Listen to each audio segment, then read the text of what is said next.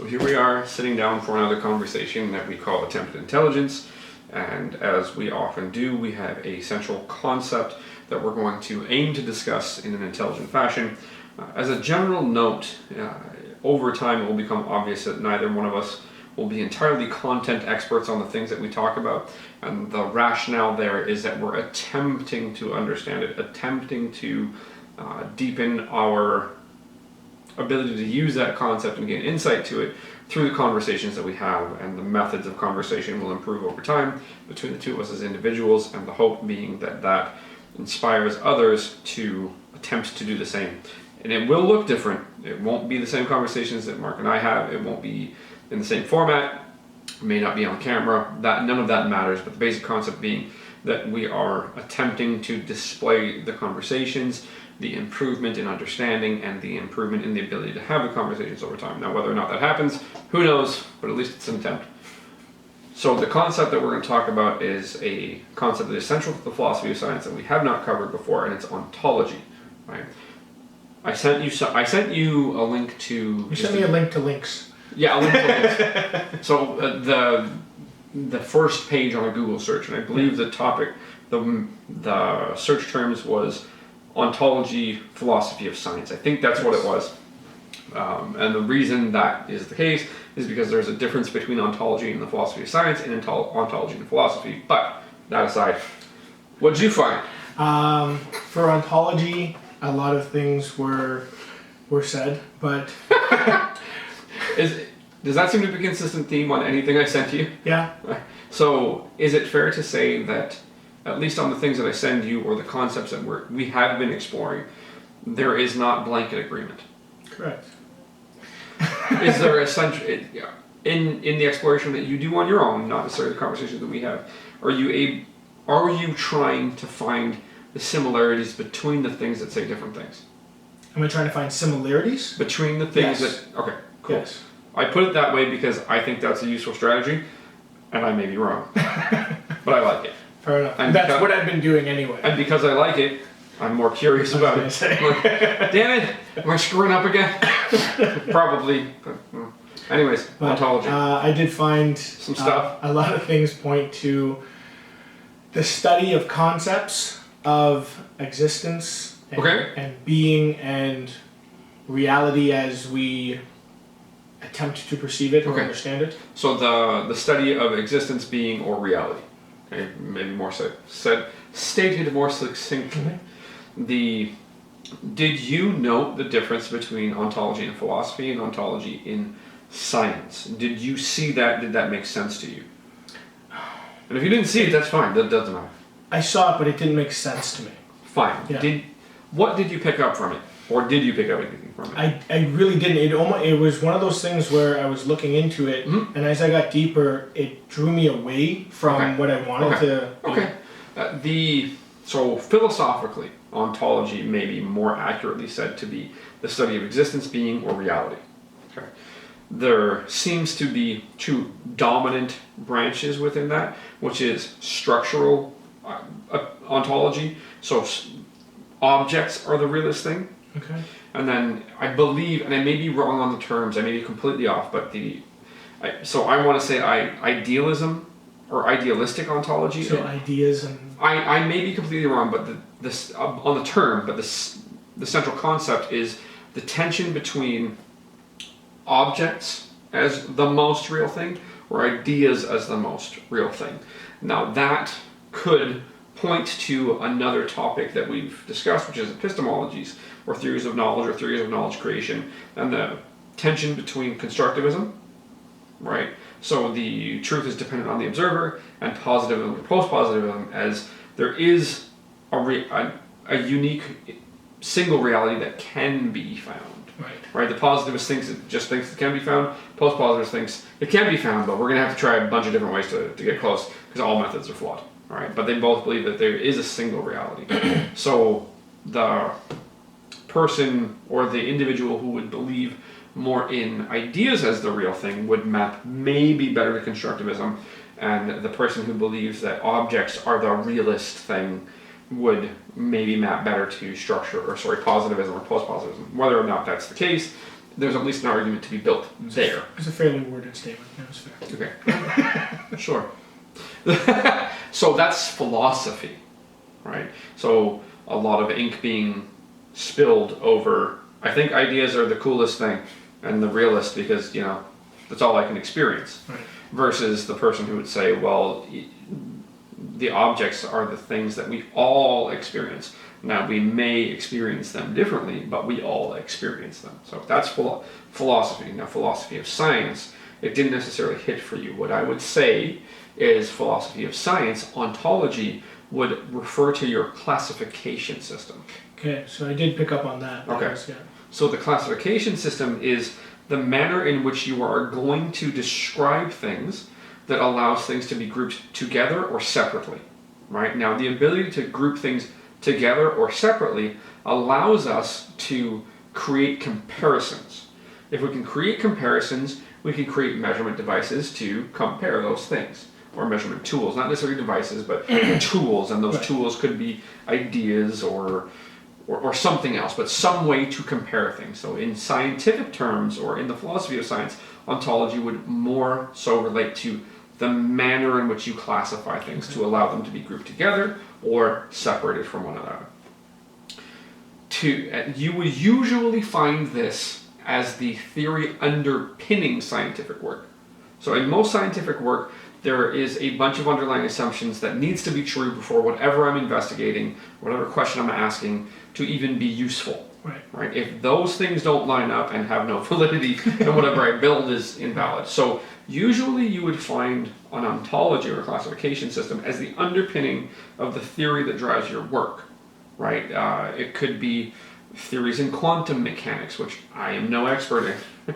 It could be theories in health science education, which I have some insight into. It could be theories that explain the mechanisms of action for osteopathic methodologies, which I understand and happen to not agree with most, but that's neither here nor there. I can describe that, and maybe I will at another time. But the idea is that there's a classification system that allows us to group things together or separate them for the purpose of comparison. Right. Now, if my ontology, if my classification system has a flaw in it, then everything I build on top of it will inherently have the same flaw. But you won't know that as... Not at the time, no. Yeah. So my ontology has some underlying assumptions. If any of those underlying assumptions happen to have flaws, then whatever I draw from it has the same flaw inherently. Does it mean that the work that I do within that classification system is incorrect? No, well, no. No. It doesn't mean it's incorrect. Yeah. It means it's correct, including the flaw, right? So if I classify anything that I can safely drink as hydrating, right? And I classify anything that I can't safely drink, and maybe we call, because we have to build a classification system, so the term safely means that if I drink it, it will not poison me to the point of death. Okay. Right? Within a time frame. Right. Whatever time frame we choose. Okay? That's my classification of safely. So therefore, anything I can unsafely drink is not hydrating. Okay? Fair enough. So let's just say that that's my classification system. That means that anything from water, right? From water to alcohol to fruit beverages to things that are full of all kinds of synthetic stuff is the same. Is that fair? Based on that classification, yes. Right. Now, and let's say my time frame is 24 hours. So I drink something and within 24 hours it's not going to kill me. Right? That means that all of those things now fall under that umbrella. So coffee, tea, soft drinks, alcoholic beverages of all kinds, carbonated or not, whatever it happens to be, they're all hydrating. Right. Now, is it true that all of those beverages will provide hydration to me? No, not necessarily. I mean... How so? Well, I was just thinking along the lines of... So, okay, first, before we go any farther, what does hydration mean to you? Well, hydration to me would be that it just doesn't do the opposite. It doesn't dehydrate you, and it doesn't. Okay. Yeah. So it's some form of liquid that you put into your mouth, goes through your system, water gets pulled out, filtered into the blood, and then transferred to the cells. Yes, and that definition, then all of them would be hydrated. There you go, and that's why I challenged you. Yeah, Because you were going to go in a direction, but Yeah. what I wanted to do was operationalize my definition of hydrating. Right. Okay, so now that we understand that I'm using hydrating, all of those beverages could be considered hydrating. Yes. And anything else that would kill me within 24 hours, let's just say I drank arsenic. It would kill me within 24 hours, therefore it is not hydrating. But there is actually an argument to make that my blood or my system may be able to pull the liquid out of that to cross to my cell, but it will also just kill me within a time frame. So if I change my time frame, how long is it going to take this thing to kill me? Is this thing no longer hydrating, right? So you have to operationalize your definition of the word, what it means. So hydrating, basically, in my definition, means I can imbibe a liquid, my system will filter it, including my liver, my kidneys, varying lymphatic portions, but mostly my liver and my kidneys. Right. I'll let go of all the stuff that isn't good. I will pull the liquids out, essentially in the form of water. That can be transferred into my blood. That can be then transferred into my cells, and then cycle.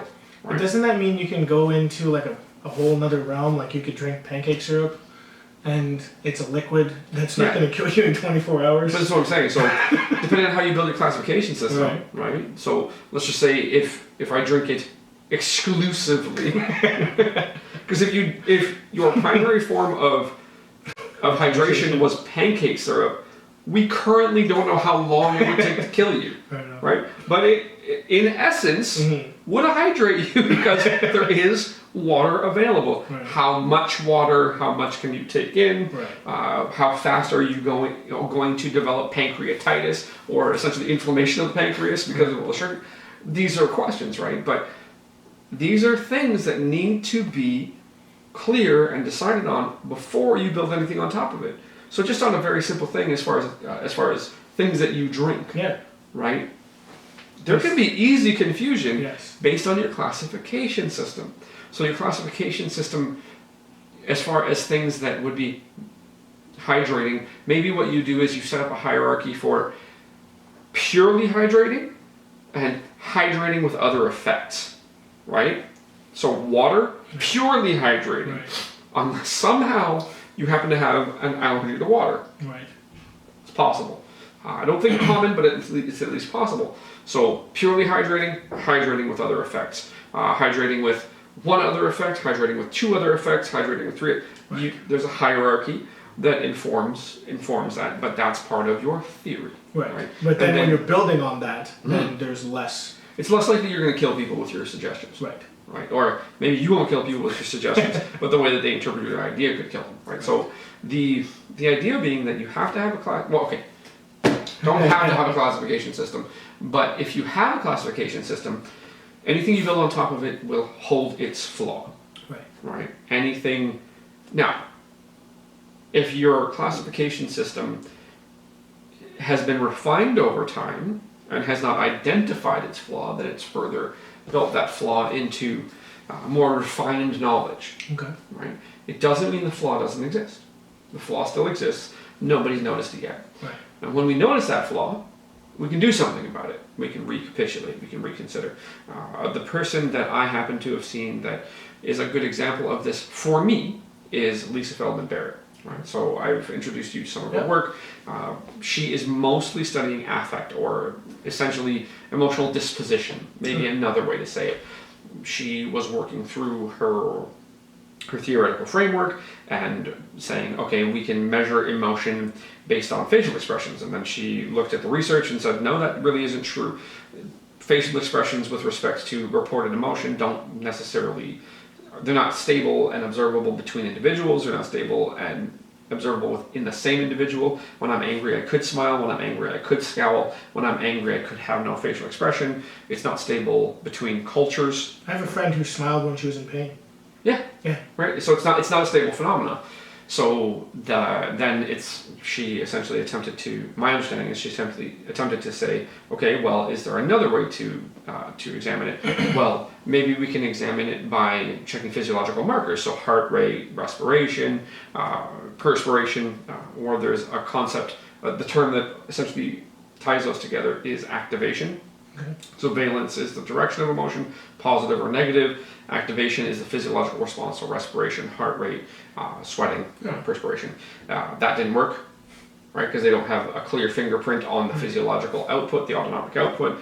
Then she decided, okay, maybe I should look at brain, right? Maybe I should do brain imaging studies, because when the person's angry, it'll show up on this one neural circuit. That's not true either. At least it's not stable and observable. Right. So this same reported emotion shows up in all kinds of ways when imaged in the brain. So essentially, there's a term that has a population of things under it. So anger has a bunch of different expressions, right? But we'll classify it as anger. But that's not the same between cultures, right? So emotions aren't what we think they are. So her work attempting to go on a previous ontology, a previous classification system, showed that classification system had a flaw, therefore everything that comes out of it is most likely to have that flaw built into it. So she's attempting to recapitulate the concept based on a new classification system, right? And that, for me, I'm like, well, I like that. Right. Now, part of the reason that I like that is because I think the term may be most appropriate disagreeable. Okay. When somebody tells me, you have to do this, or this is true. I'm like, well, is it? Now, it doesn't mean that I'm absolutely against whatever they're saying, but once you claim that it's true, I'd like to know why you claim that, and then be in the position that I can evaluate that evidence. That's me, right? Now, when I like it, I should do that more. Again, my dumb strings, right? I liked it, so it's easier for me to be kind. But the idea that the phenomena being she was chasing something down based on a previous ontology, a previous classification system, a previous theory, and it didn't show itself to be what it claimed. So she says, oh, I need to rethink this. And she did. Yeah. Right? And there are levels to which I am of the opinion that I'm attempting to do that within my own profession, within osteopathy. There are levels to which I believe I may be noticing that within my current study of health science education. Maybe I'm not. Maybe I'm literally up to lunch and I just don't get it. Right. But I have to at least attempt to admit that. Do you have anything where you've seen a classification system that is driving somebody's decision making or driving somebody's behavior that maybe isn't what they think it is? And if you haven't, that's cool. Mm-hmm. Well, I'm just wondering if the example I talked to you about earlier about the cell phone fits. So remember baseball. Yeah. Well, not inside baseball. Inside baseball, inside jokes. Right? But no, I'm just wondering if that counts, because then I'll bring that up. Okay, I believe that it counts. As I said, it did. Well, I had a coworker tell me that my late adoption to... So here, hold on. And this is the immediate way that my behavior pattern shows. Okay. Tell it from the point of view of your cell phone ownership. My cell phone ownership. Because your cell phone ownership informs everything else. Okay. More or less, I own a cell phone until it no longer suits my needs. It no longer serves that purpose that I need to use it for. So you have a classification system that is internal to you, right? So you had your previous cell phone for how long? 12 years. 12 years. And it was a smartphone. Yes. It would be classified as a smartphone. Yeah. Now, because you were racing my daughter in the garage, and your cell phone slid out of your pocket and under a service door, and I was concerned that somehow may have ended up in the elevator shaft, and I was wrong. We were able to get it. It literally just slid under a door. And then you're like, oh, this might be the reason that I need to buy a new cell phone. So essentially that was the drive for you to at least consider it. Right. And you did, but I found your cell phone. I had the superintendent open the room. Cell phone was completely fine. It wasn't even dusty. Right. Not cracked. Everything was fine with it. But that seemed to be the straw that broke the proverbial camel's back that led you to actually purchase a new cell phone. Well, it was shortly after, because I went to go visit my family in the States, and I realized that a smartphone is required to do a lot of the things Sure. to travel in an airport. Okay. So printing your ticket digitally, Sure. blah, blah. Okay. I couldn't access any of those things because my phone stopped using or stopped accessing Wi-Fi and data and all these other things that I needed to use. I would challenge you on that a little bit because you can just walk up to the kiosk and say, hey. Well, I did, but they said you have to scan your ticket, which is now on my phone. Well, thank you. They should reconsider their system. Well, Anyways. you can print it, Yeah. but I have to access it on my phone and then print it wirelessly from my phone to my cousin's printer, which I also didn't have. So then I wanted Yeah, a whole bunch of things. So the connectivity of your previous device became a problem, Yes. right? So you purchased a new cell phone. That leads to this person observing you with the previous phone and the new phone, That's right. and then noting you helping somebody with their phone, right? So the way that I'm stating that may be vague. You tell some more of the story, and then I'll jump in and interrupt you and stuff. Well, I was helping one coworker. She said she had problems with her phone rotating the screen rotation. The screen rotation in portrait of the landscape. And you have an Android, she has an Apple. Correct. So I'm looking at it, trying to troubleshoot it. I'm looking for some type of rotation area or whatever it is. I find one, I click it, or I tell her to click it, she unlocks it, everything works fine. And this other coworker, he overhears this conversation, and he's very impressed. He said, you know, you as a late adopter to new technology are teaching all these people who have been with this technology for... All these people? One person? For all this time, longer than you've had Yeah. exposure to this new technology.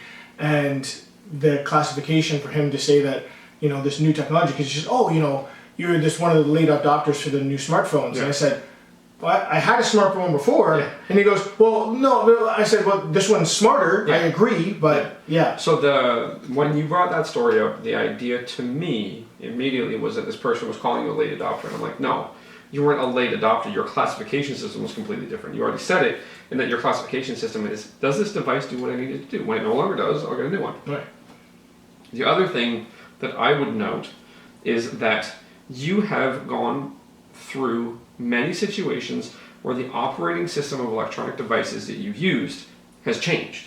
Yes. And you've had no choice but to either receive direct instruction or explore, right? So you've developed the skill to go into a new operating system, a somewhat unfamiliar environment, find things that are similar. Also, you're willing to explore and experiment. You'll try stuff and see if it works. That may relate to your one-time attempt to be fully qualified as a mechanic. You're a cable mechanic, you're just not fully qualified as an automotive mechanic because you changed your mind on some stuff, and that's fine. But you have the skill of purposefully exploring, experimenting in new environments. And you identify the things that are familiar and the things that are unfamiliar. You're willing to try. Right?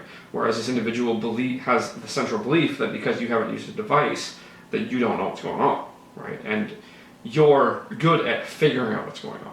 Or you've developed that skill over time because you've had a bunch of changes in operating systems of electronic devices. So the reason that that's an interesting point with respect to ontology or classification systems is because the thing that brought it up immediately for me is they called you a late adopter. You're not a late adopter. It just, your classification system was different than theirs. Right. Basically to them, if a change in technology happens and if you're not using it right away, you're a late adopter.